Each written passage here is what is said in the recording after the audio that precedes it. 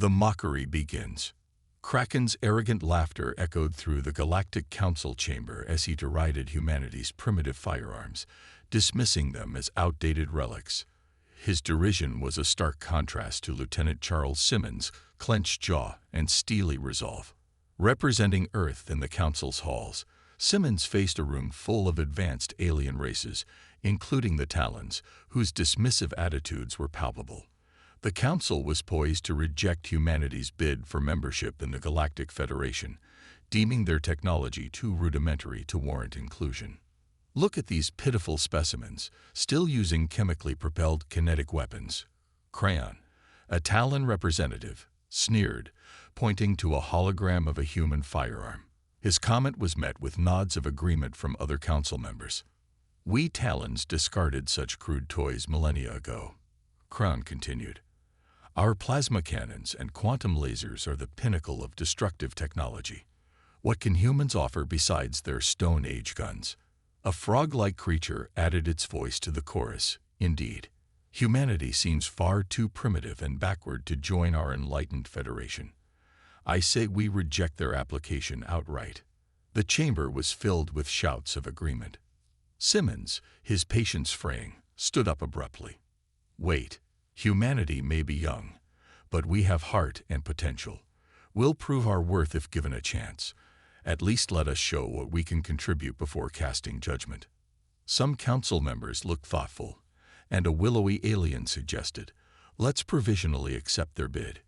If humans distinguish themselves, then we can reconsider full membership. As the debate continued, an urgent message arrived. A Terran warship had picked up a distress beacon from a Galactic Council research station under attack by pirates. By Council bylaws, they were compelled to assist. Captain Kraken's nephew, realizing the U.S. Defiant was the only other ship nearby, begrudgingly requested Simmons' help.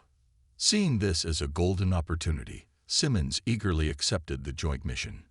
If he succeeded, it could turn the tide on humanity's bid to join the stars. If he failed, humanity might be forever scorned and barred from the galactic community. The stakes could not have been higher. The desperate mission. The U.S. Defiant and the Terran cruiser raced to the beleaguered outpost. As they arrived, Simmons surveyed the scene of chaos and destruction. Pirate ships swarmed around the outpost like angry hornets, their advanced energy weapons hammering the station's failing shields. Sir, the station's shields are at 20% and falling fast, the tactical officer reported, his face grim. The pirates are hitting them hard. Simmons nodded, his mind racing as he formulated a plan. He opened a channel to the Terran ship. Captain Orcs, I suggest we target the pirates' shield emitters with our projectile weapons. The kinetic impact might disrupt their shielding more effectively than energy weapons. Zorx's incredulous face filled the view screen. You must be joking, human. Our plasma cannons will burn through those shields smoothly. Stand aside and watch how a superior species handles this. The Terran ship surged forward, its massive plasma cannons glowing with barely restrained power. A barrage of incandescent plasma bolts leaped from the ship's batteries, screaming toward the pirate fleet. But as the plasma impacted the pirates' shields, the results were underwhelming. The shields flared brightly but held, absorbing the energy with minimal damage. Suppressing a frustrated sigh, Simmons prepared his plan. Helm, bring us in close. Tactical, target the nearest pirate ship's shield emitters and give them everything we've got. Railguns, mass drivers, the works. The Defiant surged into action, its human-built weapons overflowing with purpose. The ship shuddered as railguns fired electromagnetic coils, propelling dense metal slugs at hypersonic velocities. The mass drivers added their thunderous retorts, hurling projectiles with enough kinetic energy to pulverize small moons. The barrage slammed into the pirate ship's shields, causing the energy barriers to flicker and waver. Localized failures began to appear as the shield emitters struggled to compensate. The turning tide. Captain, I'm detecting breaches in their defensive matrix, the tactical officer reported, excitement in his voice. The shields are weakening. Simmons leaned forward, eyes locked on the tactical display. Hit them again. Everything we got. Armor-piercing rounds right through those holes in their shields. Aim for their weapons and engines. The Defiance guns roared once more, hurling specially designed armor-piercing shells at the crippled pirate ships. The rounds punched through the weakened shields like they were paper, slamming into the ship's hulls with devastating force. Explosions blossomed along the pirate ship's flanks as the armor-piercing rounds found their marks, tearing through hull plating and vital systems with brutal efficiency. On the Terran ship, Zorks watched in disbelief as the human vessel crippled the pirate ships with nothing more than primitive chemical-propelled weapons. His pride stung, and he barked an order. "Prepare to board that ship. We'll show these humans how real warriors fight." Terran soldiers in advanced power armor boarded assault shuttles, their plasma rifles primed and ready. They launched toward the wounded pirate ship, intent on finishing the job in close-quarters combat. However, as the Talons breached the pirate ship's hull, they found themselves facing a different kind of foe than they had expected.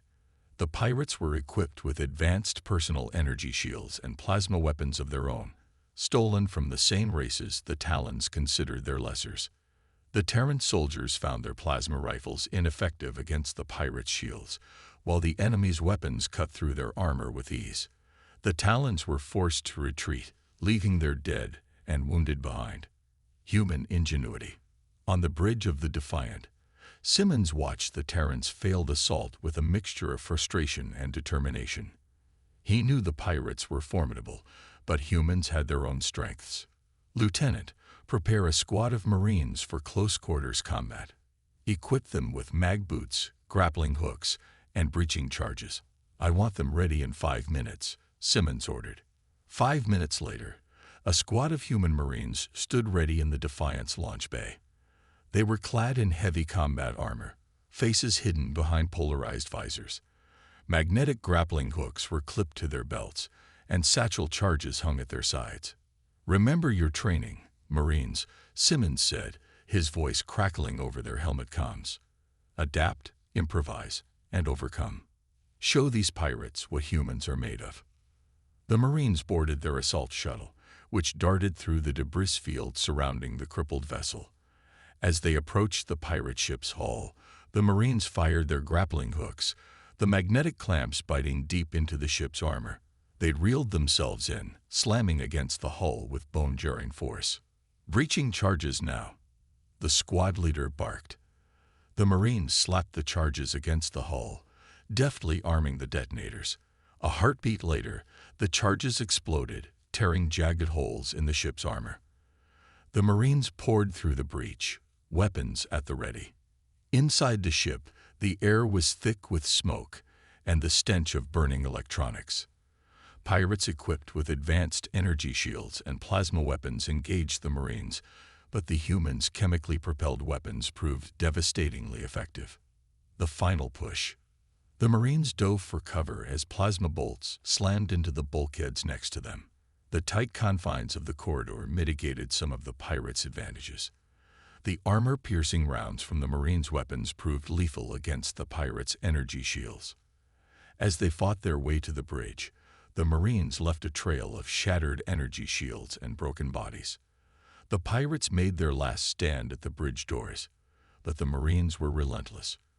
Breaching charges blew the doors open, and the humans stormed inside. Within minutes, it was over. The bridge was secure, and the pirate captain lay dead at his shattered command chair. The Marines quickly set about sabotaging the ship's primary systems, planting explosives at key points throughout the engineering decks. As the Marines made their retreat back to their shuttle, the explosives detonated, tearing through the pirate ship's power core and engines. Secondary explosions ripped through the vessel, leaving it a shattered hulk drifting dead in space. The Galactic Council's decision. On the Terran ship, Zorks watched the destruction of the pirate ship with a mix of anger and begrudging respect. The humans had done what his own soldiers could not. Despite his disdain, their tactics and weapons had proven surprisingly effective. As the Defiant moved in to secure the research station, Zorks' thoughts turned to the future. The humans had won this battle, but the war for the Council's respect was far from finished. Zorx silently vowed that the next time he faced Simmons and his crew, the outcome would be different. The research station was safe, and its personnel had been rescued. As the dust settled, Lieutenant Charles Simmons stood before the Galactic Council, his crew lined up behind him. A willowy alien stepped forward and pinned a shimmering medal to Simmons' chest. "For valor in the face of overwhelming odds, we commend you," the alien intoned. Simmons nodded curtly, but his eyes flicked to High Commander Kraken, whose face was twisted in barely contained rage. The council members were silent, weighing the outcome. Kraken finally broke the silence. "We may have underestimated humanity's capabilities. It appears that your weapons, while primitive, have a surprising effectiveness. We will need to reconsider your application." Simmons could hardly believe his ears. "Thank you, sir. We'll prove ourselves worthy of this opportunity." Humanity's triumph. The U.S. Defiant returned to Earth with a renewed sense of purpose. The crew celebrated their victory, their hearts swelling with pride. They had faced incredible odds and proven that even the most primitive weapons could stand against the might of advanced alien technology. On the bridge of the Defiant, Simmons looked out at the stars. Humanity had taken its first step into the galaxy, and the path ahead was full of challenges and opportunities. The Galactic Council's decision was just the beginning. The stars were no longer a distant dream. They were a new frontier. Humanity's resilience and creativity had made an impact that would be remembered for generations. The galaxy had underestimated them, but now it would know the true strength of humanity. The era of mockery had ended, replaced by a newfound respect that would shape the future of interstellar diplomacy.